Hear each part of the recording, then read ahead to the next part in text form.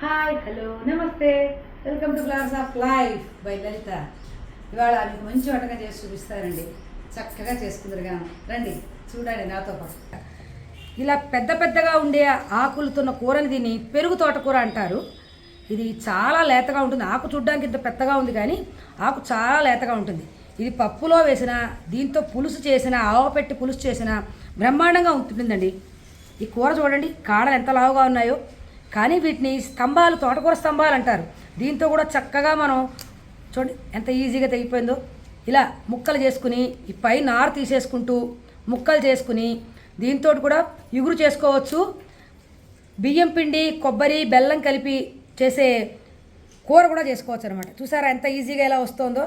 ఇలా తీసి ఈ ముక్కలన్నీ కడిగేసి దీంతో చేసుకోవచ్చు. ఎలా చేయాలో చూపిస్తాను. ఇలాంటివి దొరికితే పారేయకండి. దీంట్లో విపరీతమైన ఫైబర్ ఉంటుంది. Fibre is very very good for our gut health. మన యొక్క డైజెస్టివ్ సిస్టమ్ ఆరోగ్యంగా ఉండాలి అంటే ఫైబర్ ఉండాలి. ఫైబర్ అంటే ఇదేనండి. ఇటు వచ్చి ఇందులో సన్నగా ఉన్న ఫైబర్ లోపల కాడలో ఉన్నదంతా అరిగిపోయి మన రక్తంలో కలిసిపోతుంది కనుక ఈ ఫైబర్ మనకు చాలా మంచిది. అందుకని ఇటువంటి కాడలు కనిపిస్తే వదిలేయకండి. ఇవి జనరల్గా ఆంధ్రాలో ఎక్కువ దొరుకుతాయి. అప్పుడప్పుడు మనకు కూడా రైతు బజార్లలో దొరుకుతూ ఉంటాయి. దీనికి గుర్తు ఏమిటంటే ఇలా వేళ్లతో పాటు కలిపి అమ్ముతూ ఉంటారు ఈ కూరని. మామూలు మనం విడిగా కొంచెం చూసినట్టుగా కాకుండా. ఈ స్తంభం చూడండి ఎంత లావుగా, ఎంత పెద్దదిగా ఉందో చూడండి. ఇది కానీ ఎంత లేతగా ఉంటుందండి, ములక్కాడలా ఉంటుందన్నమాట. చాలా బాగుంటుంది. ఇది ఇలా చేసి కూర చేసుకోవాలి. ఎలా చేయాలో చూపిస్తాను రండి. తోటకూర కాడలన్నీ ఇలా 2 అంగుళాల ముక్కల్లాగా తరిగేసుకోవాలి మన దగ్గర ఉన్నవన్నీ. అప్పుడు చక్కగా దీనికి బియ్యం పిండి రెడీ చేసుకోవాలి. ఇది ఎంత చేసుకోవాలంటే దీనికి పెద్ద కొలతలు ఏమీ లేవండి. మన ఇంట్లో ఉన్న మనుషుల్ని బట్టి ఒక 4 తినాలనుకోండి, నేను 4 సరిపడా చేశాను. ఒక 2 గుప్పిళ్ళు బియ్యం పిండి, ఒక 4-5 చెంచాలు నూపప్పు, ఒక సగం కొబ్బరి చిప్ప, కొద్దిగా 2 చెంచాలు బెల్లం. స్వీట్ అస్సలు ఇష్టం లేని వాళ్ళు అనుకోండి బెల్లం వేసుకోకండి. కానీ బెల్లం వేస్తేనే కూరకు రుచి బాగుంటుందండి. ఇది పూర్వకాలం చేసే కూర కదా. ముందుగా ఏం చేయాలంటే బాండ్లీలో ఒక 2 గ్లాసులు కానీ 1 గ్లాసు కానీ నీళ్లు పోయాలి. ముక్కలు ములిగేలాగా నీళ్లు పోయాలి. నీళ్లు పోసి అందులో ముక్కలు వేసేయాలన్నమాట. ముక్కలు వేసి దాన్ని నెమ్మదిగా సిమ్ములో ముక్కలు ఉడకనివ్వాలి. ఎందుకంటే ఉక్కల లోపలంతా కూడా ఉడకాలన్నమాట. మరి అలా మెత్తగా ఉడికిపోకూడదండో. ఒక 50% మాత్రం ఉడికాక అప్పుడు మిగిలిన ప్రాసెస్ మనం చేసుకోవాలి. ఈ ముక్కలు ఇలా ఉట్టిగా ఉడికితే బాగుండదు కానీ కొద్దిగా ఉప్పు, ఎంత పావు చెంచాడు కన్నా తక్కువ ఉప్పు వేయాలి. అంటే ఆ ముక్కలు చప్పగా లేకుండా ముక్కకు రుచి ఉండడం కోసం కొద్దిగా ఉప్పు వేసి కలిపేసి మూత పెట్టి సిమ్లో నెమ్మదిగా ఉడకనివ్వాలి. ఇలాంటి కూరలు ఆరోగ్యానికి చాలా మంచిదండి. ప్లస్ వీటిలో ఏంటంటే ఆయిల్ కూడా చాలా తక్కువ పడుతుంది. ఆరోగ్యానికి ఎంతో మంచిది. పూర్వకాలం మా అమ్మమ్మగారు, తాతమ్మగారు, నాయనమ్మగారు వాళ్ళందరూ ఇలాంటి కూరలు చేసుకునేవారండి. మనం ఇప్పుడన్నీ మానేసాం. మనకి తెలియట్లేదు ఇవన్నీ. మనకు చేసుకోవాలని తెలియక మనం వీటిని చేసుకోలేకపోతున్నాం.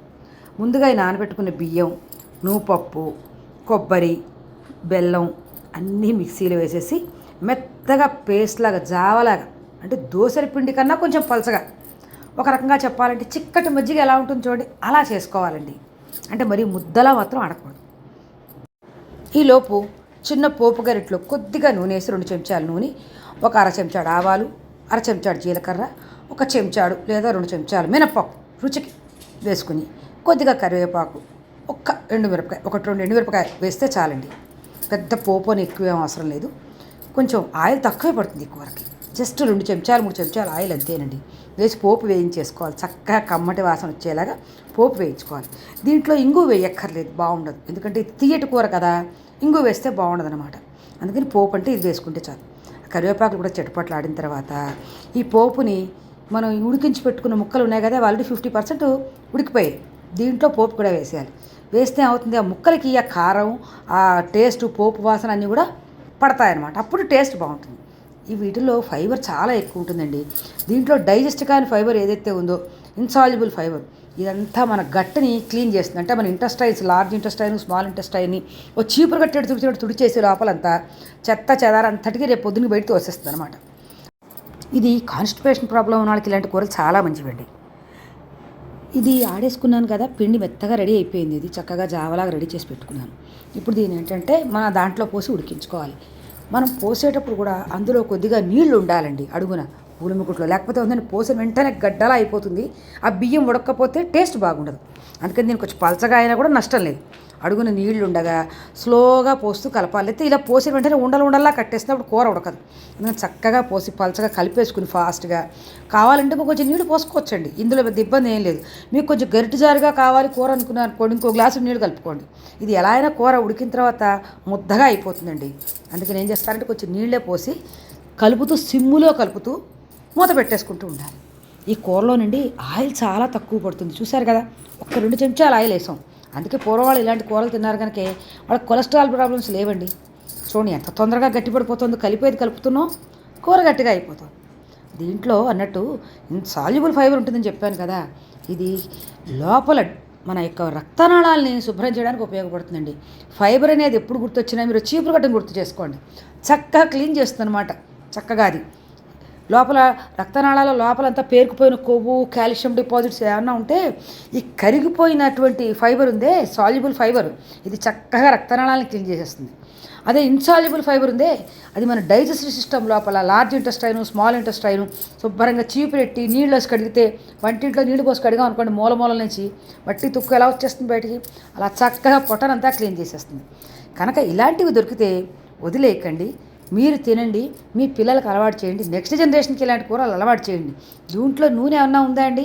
అసలు ఇది ఎవరికైనా పడకపోవడం అనేది ఉంటుందా? ఇది అందరికీ అరుగుతుంది, అందరికీ పడుతుంది, ఆరోగ్యానికి మంచిది. చూసారు కదా ఎంతో హాయిగా ఈజీగా చేసేసుకున్నాం.